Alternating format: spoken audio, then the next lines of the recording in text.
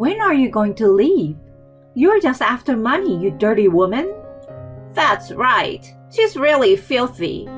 On top of that, she has a rude mouth, an ugly face and heart.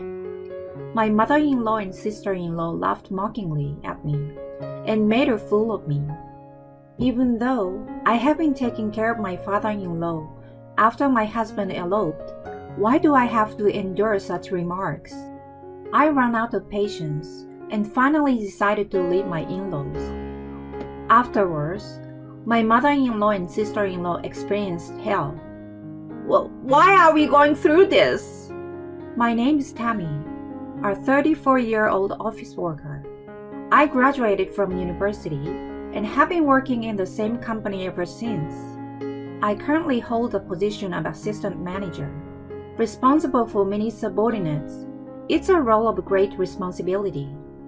I have been with this company for 12 years, and it is a great place to work, and the work is very rewarding. I've always enjoyed working, but regardless, I consistently think it's a great company. And I think a big reason for that is because the president, Douglas, is a very good person. This company is quite successful even among small and medium-sized enterprises, with good sales and decent salaries. But what sets it apart is its remarkably low employee turnover rate. Actually, since I joined the company, very few people have left, and even when they did, it was mostly due to reasons like marriage or childbirth.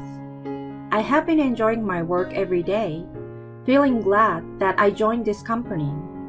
And perhaps because of my positive attitude toward work, I had gained a great liking from the president. Therefore, about a year ago, the president made me the following proposal. Tammy, you are truly diligent, hardworking, and a wonderful woman. If you're okay with it, would you mind meeting my son, Nathan? Huh? Oh well, if you already have a boyfriend or are considering marriage, then it's a different story. But I would like you to meet my son at least once. I was taken aback when the president suddenly said that to me. It happened to be a time when I didn't have a boyfriend, and besides, I didn't have the courage to refuse such a request from the president. I hadn't had many opportunities to meet someone, and my parents had been asking me when I was going to get married, so I decided to give it a try. When I agreed, the president was very pleased. Thank you. I will contact my son right away. And just like that, a date for me to meet the president's son was quickly arranged. On another day, after work, the president invited me to a fancy restaurant. When I arrived there, both the president and his son were waiting for me. Nice to meet you. I'm Nathan. His first impression gave off a refreshing and handsome vibe. With a gentle smile, he greeted me, and I couldn't help but feel a flutter in my heart. We enjoyed our meal and had various conversations. His stories were interesting, and I found myself drawn to him. Afterward, we exchanged contact information, and he contacted me later to arrange another meeting between the two of us, which I agreed to. To be honest, I had a better impression of him than I had expected, and when we met again, the time spent with him was incredibly enjoyable. From then on, we went on more dates and became a couple. Tammy, I heard from Nathan. It looks like you've decided to start dating. I apologize for a delayed announcement. Oh no, there's no need to worry about that. Nathan feels relieved to be in a relationship with someone like you, Tammy. But if there's ever anything you're not comfortable with, feel free to end things with Nathan at any time. The president laughs when he said that, but I have had no complaints about Nathan so far.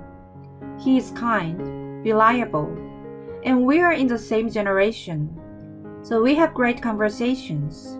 He is also gentlemanly, and I couldn't find a single thing to dislike about him.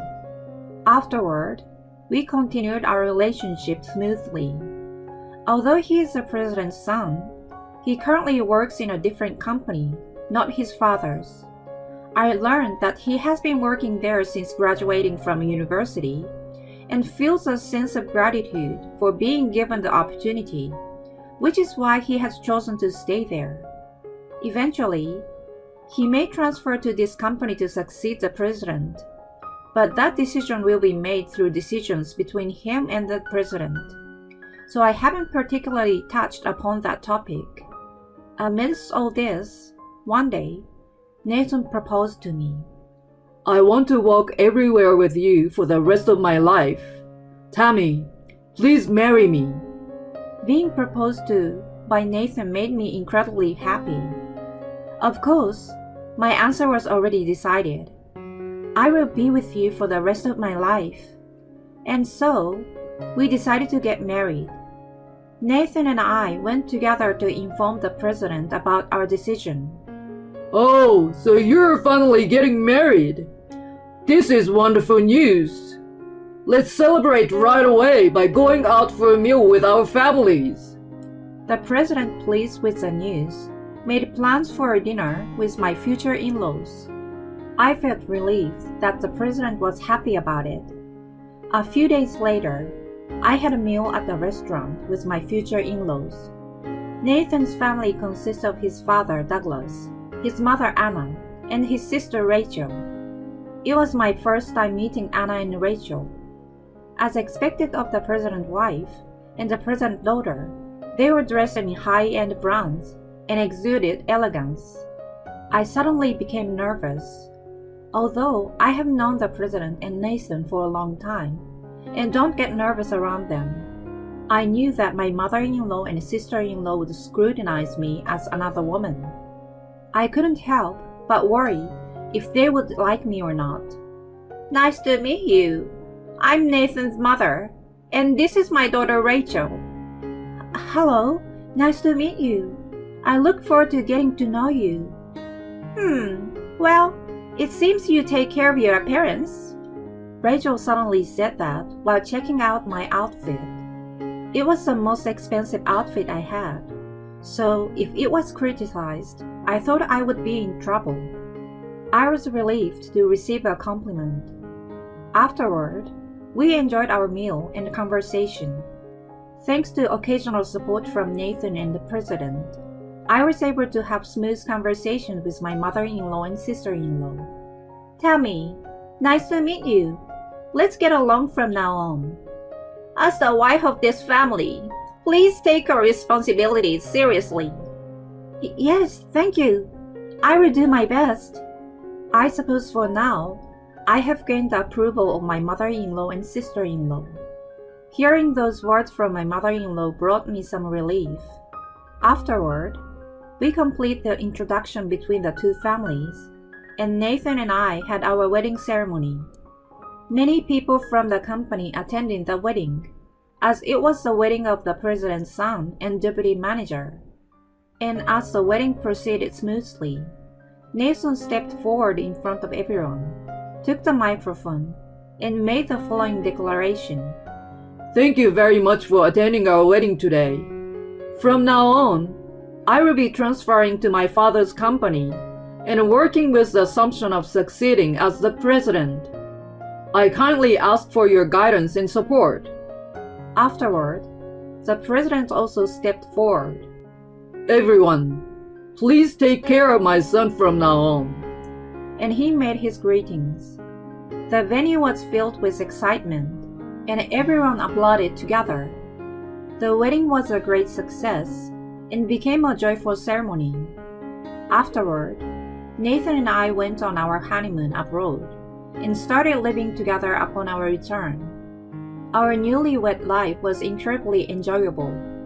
Since both my husband and I work in the same company, we commuted together every day and devoted ourselves to our work.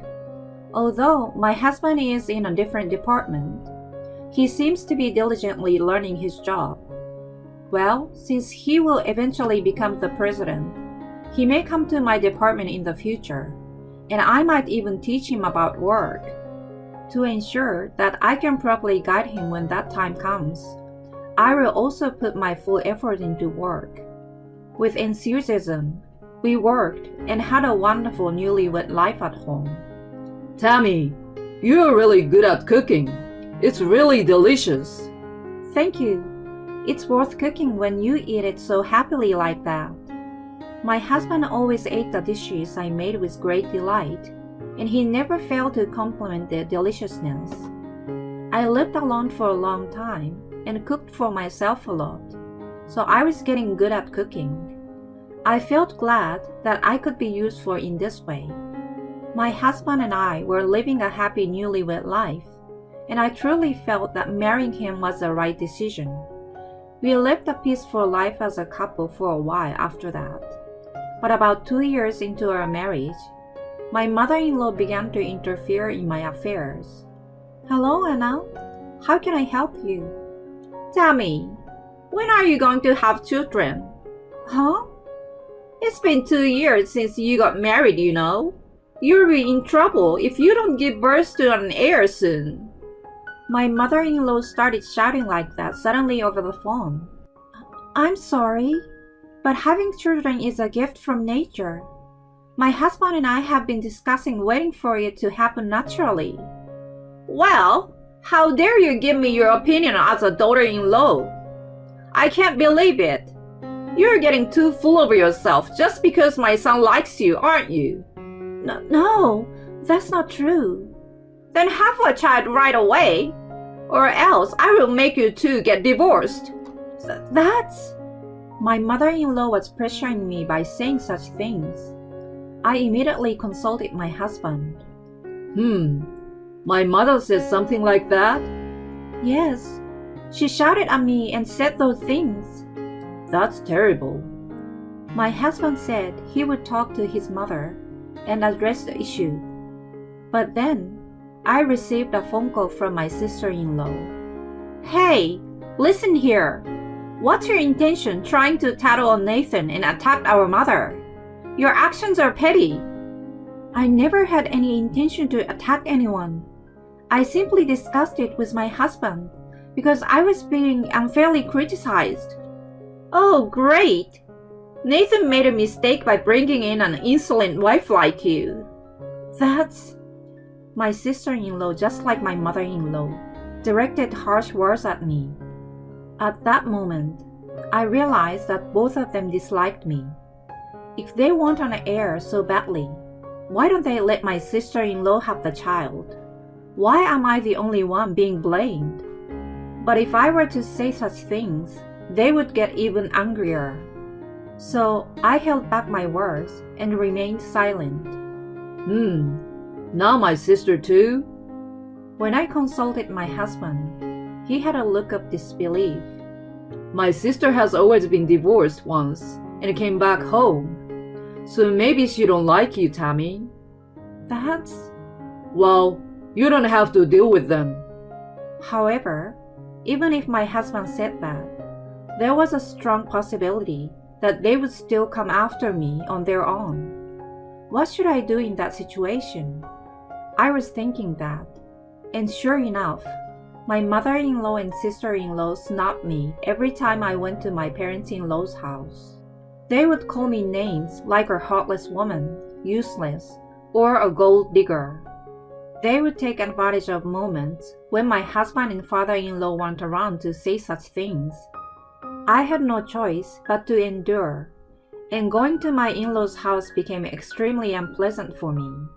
However, amidst all of that, another troubling incident occurred. My father-in-law, who is also the president, suddenly collapsed. The cause was a heart attack. Thankfully, he managed to survive, but due to the severity, he was left with some after effects. Unfortunately, it affected his legs, and he ended up requiring care. This not only caused distress within our family, but also unsettled everyone at the company. We immediately held a family meeting to discuss the situation. I had thought that my mother-in-law and sister-in-law, who lived with him in the family home, would cooperate in taking care of my father-in-law. However, both of them refused to do so. I absolutely refuse to do any caregiving. I don't want to do it either. Why is that? He's your family. You live with him. Taking care of someone and valuing them are two different things. Anyway, we don't want to waste our efforts and time on caregiving. Waste? I was disappointed with their arguments. Despite the fact that they can live comfortable life thanks to my father-in-law's earnings, I wondered if these two even had a sense of gratitude. My husband was also exasperated by their statements. Then should we hire a caregiver? My husband made that suggestion, but surprisingly, both of them began to reject even that. Absolutely not. That's right. Allowing a stranger to freely come and go in our house? We have no idea what could be stolen. My mother-in-law and sister-in-law vehemently opposed it, saying such things. Then what should we do? You're not suggesting we put your father in a care facility, right? My father-in-law may have mobility issues with his legs, but his mind is still sharp and he's full of energy. He even says he can continue working while using a wheelchair. The option of putting him in a facility is unthinkable. It seems like my mother-in-law and sister-in-law understand that too. And then, they came up with a ridiculous idea. Well, why don't you do it, Tammy? Huh? That's right. Taking care of a family member is the wife's duty after all. You should be the one providing the caregiving. But, well, Nathan is working, so he doesn't have time for caregiving, right? That's why you're the only one available. But I also work at my father-in-law's company. Oh, please. I bet you don't do much there, do you? Exactly.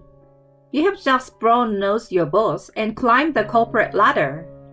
The words of my mother-in-law and sister-in-law were too cruel.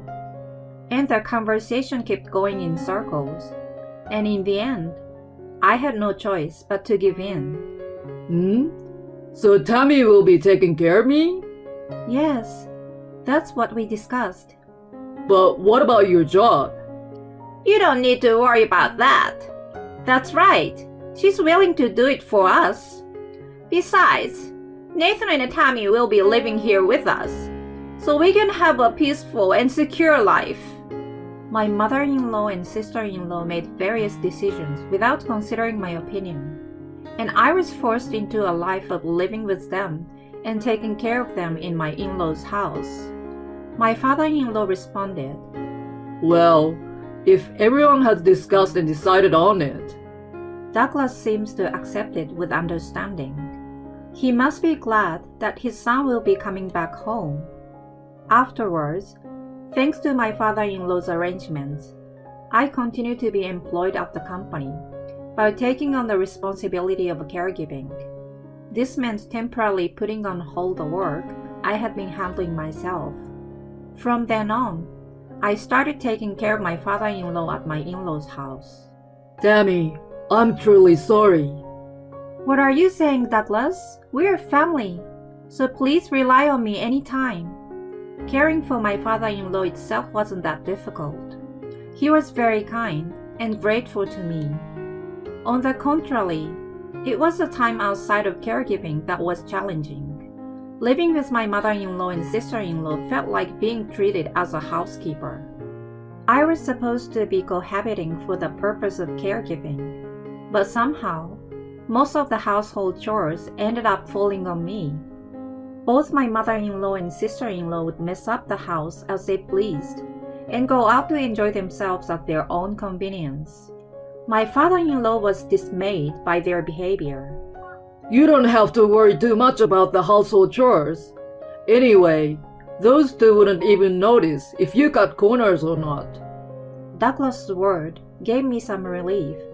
However, during this time, I had another worry, and that was about my husband.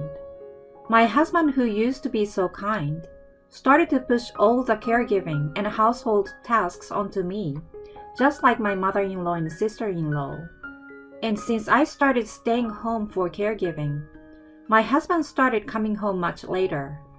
He claimed to be working late every day, but I noticed an increase in the days when he smelled of alcohol. There were days when I noticed the sense of shampoo or soap on him, which made me feel suspicious. Furthermore, I continued to endure the mistreatment from my mother-in-law and sister-in-law, making my life in this house gradually more painful. In the midst of all that, an unexpected event occurred. My husband suddenly disappeared. Strictly speaking, he eloped with a co-worker and vanished without a trace. While both my father-in-law and I were absent, it seems that my husband was freely indulging himself at work and had developed a romantic relationship with his secretary. And then, he abandoned everything and disappeared with her. This came as a shock to the entire family. My husband, who was supposed to take over as president, was gone, and he was even having an affair with his secretary. Due to his reckless behavior, the company's management was on the verge of collapsing. In order to handle this situation, my father-in-law, despite being in a wheelchair, had no choice but to take charge and handle various matters. I was filled with sadness and frustration due to the betrayal from my husband. But first and foremost, I had to support my father-in-law and rebuild the company. So I suppressed my own feelings. I could not abandon my father-in-law and the company. After that, for a while, I took care of my father-in-law's caregiving while also attending board meetings together. I was working with my father-in-law while being at home. Since my father-in-law's mind was still sharp, the company's recovery was progressing smoothly, and little by little, our daily life was returning to a more stable state. In the midst of all that, one day, my mother-in-law and sister-in-law confronted me. "Hey, Tammy." "What is it, Rachel?" "When are you leaving?" "Huh?" "Well, you were abandoned by Nathan, weren't you? He even left behind the pre-filled divorce papers and walked out. And yet, you're still lingering here. Isn't it because you're after our father's inheritance? You're just a money-hungry, despicable woman." Upon hearing that, my mother-in-law joined in and followed suit. "That's right. You are truly disgusting. On top of that, you have a rude mouth and an ugly face and heart." Saying that, my mother-in-law and sister-in-law mocked me and burst into laughter. Even after my husband eloped, I had been taking care of my father-in-law, so why do I have to endure such comments? "Just get out of it already. You poor excuse for a person." Unbelievable. Just how much do they think I've done for this house and company? I've reached my limit, and I finally decided to leave my in-laws' house. First, I played the recordings I had kept of the numerous verbal abuses from the two of them to my father-in-law. I couldn't just keep taking it without doing anything. That's why I was recording it for some time in the future. My father-in-law was left speechless after hearing the countless outrageous verbal attacks from the two of them. Tammy, I feel truly sorry for causing you so much pain all this time. I didn't realize it before, and I deeply apologize. My father-in-law apologized to me. He also mentioned that he would divorce my mother-in-law and cut ties with my sister-in-law. Thank you so much for everything you have done until now. If you're okay with it, Tammy, I would like to continue relying on you at the company. Is that alright? Yes, I look forward to working with you in the future. Thank you. I decided to leave the house with my father-in-law's permission.